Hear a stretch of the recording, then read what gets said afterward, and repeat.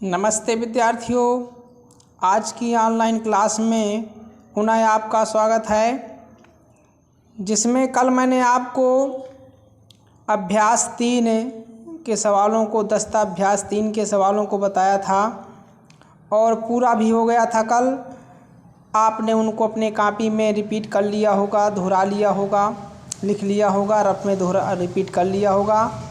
और अब आज आपको हमें अगला अभ्यास पढ़ाना है। इकाई 5, जैसे कि आप अपने स्क्रीन में देख पा रहे होंगे, इकाई 5 त्रिभुज।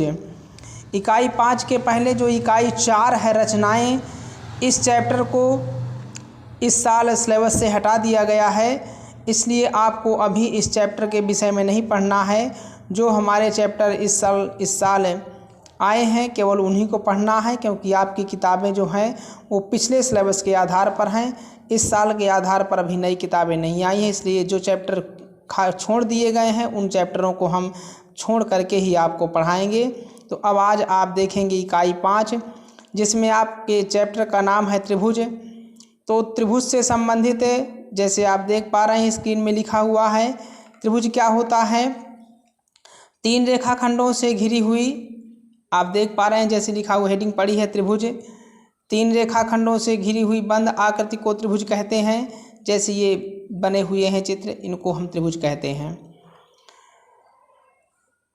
भुजाओं के आधार पर त्रिभुज 3 प्रकार के होते हैं, समबाहु त्रिभुज, समद्विबाहु त्रिभुज, विषमबाहु त्रिभुज। और कोणों के आधार पर भी त्रिभुज 3 प्रकार के होते हैं, समकोण त्रिभुज, न्यून कोण त्रिभुज, अधिक कोण त्रिभुज। ये त्रिभुज जो समबाहु, समद्विबाहु, विषमबाहु, समकोण, न्यून कोण, अधिक कोण, इन त्रिभुजों के विषय में हमने आपको कक्षा 6 में पढ़ा दिया था और ये जो है परिभाषाएं भी लिखा दी थी। जिन विद्यार्थियों को इन त्रिभुजों के विषय में जानकारी नहीं है वो कृपया कक्षा 6 की बुक से इनके विषय में पढ़ लेंगे, क्योंकि हमें वही पढ़ना है जो आपके सिलेबस में दिया हुआ है। आउट ऑफ कोर्स बहुत कम हम पढ़ा पाएंगे इसमें।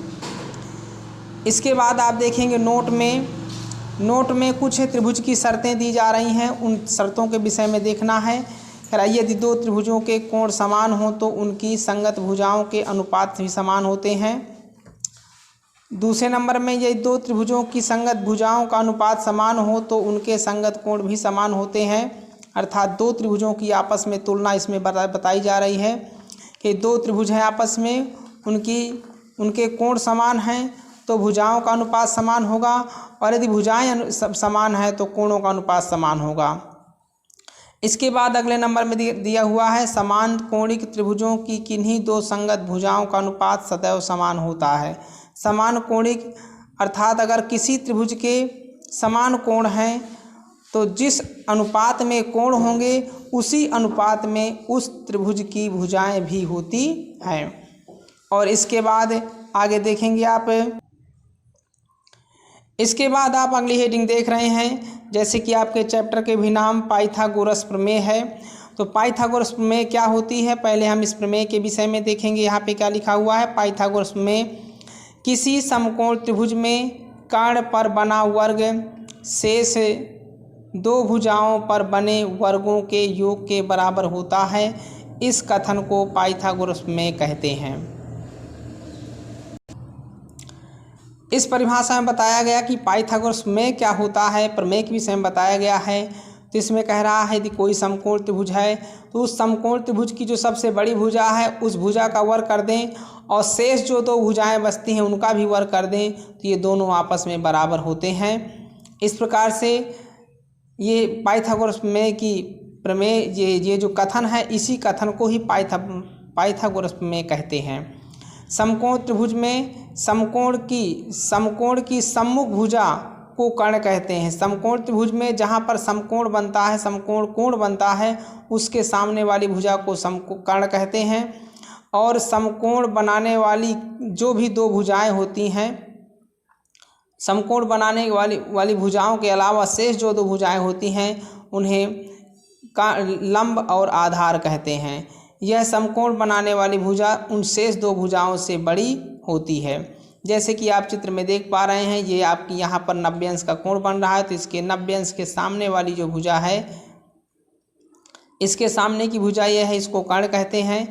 ये जो सीधे खड़ी है इसको लंब कहते हैं, और ये जो ऐसे पड़ी हुई है इसको आधार कहते हैं। इस प्रकार पाइथागोरस में से हम ये पाते हैं कि कह रहा है कर्ण का वर्ग, अर्थात कर्ण का वर्ग बराबर होता है लंब का वर्ग प्लस आधार का वर्ग।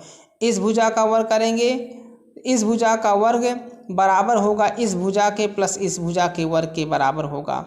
इस प्रकार हमें सूत्र मिल रहा है, इसलिए कर्ण बराबर नंबर 1 हमें सूत्र मिला, लंब बराबर अंडर रूट लंब का होल स्क्वायर प्लस आधार का होल स्क्वायर, या लंब बराबर कर्ण का होल स्क्वायर माइनस आधार का होल स्क्वायर, या आधार बराबर अंडर रूट कर्ण का होल स्क्वायर माइनस लंब का होल स्क्वायर।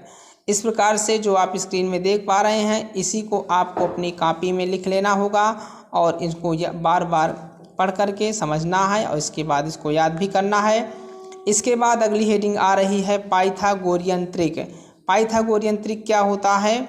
पाइथागोरियन त्रिक आपका इसी के आधार पर है, कर्ण का होल स्क्वायर बराबर लंब का होल स्क्वायर प्लस आधार के होल स्क्वायर के आधार पर इस शर्त है इसकी, यदि किसी समकोण त्रिभुज की समकोण बनाने वाली भुजा की लंबाई हम मान लें कि 2n और n स्क्वायर माइनस 1 है, तो कर्ण की लंबाई n स्क्वायर प्लस 1 होगी, क्योंकि 2n का होल स्क्वायर लंब का होल स्क्वायर प्लस 2n का whole square plus n square minus 1 का होल स्क्वायर बराबर n स्क्वायर माइनस 1 का होल स्क्वायर है। इनको आप हल करेंगे तो दोनों बराबर होते हैं, और जबकि n बड़ा है 1 से, यहाँ पर n का मान 1 से बड़ा होना चाहिए, ये इसकी शर्त है। अतः 2n और n square minus 1 n square plus 1 को ही पाइथागोरियन त्रिक कहते हैं। इस प्रकार से आप इन परिभाषाओं को अपने कॉपी में नोट कर लेंगे और गृहकार में नोट कर लेंगे कि जिसका जो कुछ अधूरा काम पड़ा है उसको पूरा कर लेंगे, और इन परिभाषाओं को अपने कॉपी में लिख करके याद करने का प्रयास करेंगे। कल मैं आपको जो शेष परिभाषाएं हैं उन परिभाषाओं को लिखूंगा और आपको बताऊंगा, समझाऊंगा, और इस प्रकार से आज हमारी क्लास ख़त्म होती है। धन्यवाद।